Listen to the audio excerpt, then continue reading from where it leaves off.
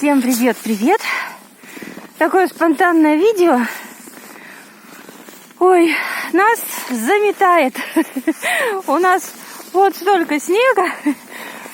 Сначала был мороз, теперь просто метет снег. Я очень люблю такую зиму. Если бы морозы не вернулись, то вот такая красота у нас сейчас происходит. Вышли немножко лишайник пособирать. Летюха, правда, мерзнет, и нам это проблематично. Но немножко вот так с играми, с плясками